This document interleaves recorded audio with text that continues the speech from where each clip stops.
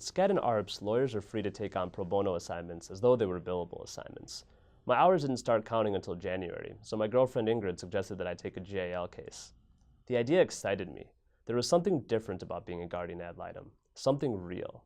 Then I got my first and very real case.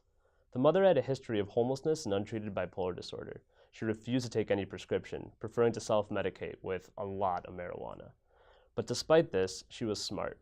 She knew her grandmother had guardianship, but she also knew that she had rights as the mother, and she was willing to fight to make sure that everybody understood that fact.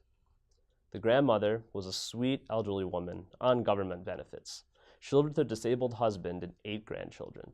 The grandmother had lost her house to a reverse mortgage scam and now rented month to month.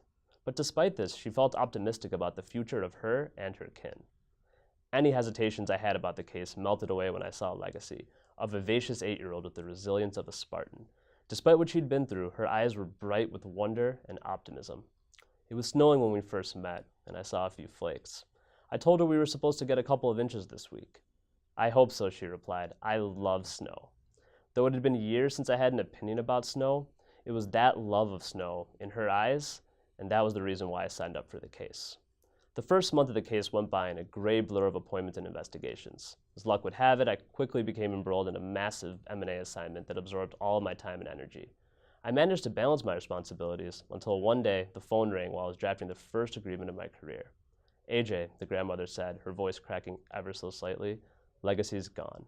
She'd been kidnapped by her mother, her whereabouts unknown. I called the police, but as soon as I mentioned the word attorney, I got a dial tone. It took months until I was able to get the police to talk to me, but they couldn't find her.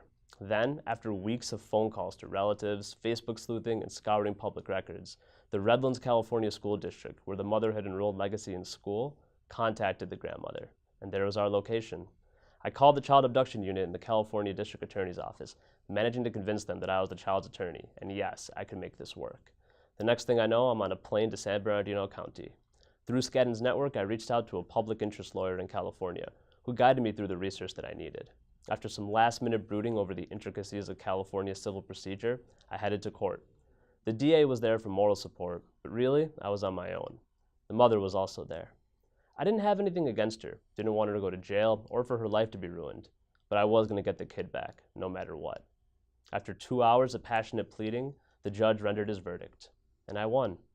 The next 14 hours melted away as I accompanied the most well-behaved 8-year-old on the planet back home. Legacy was safe.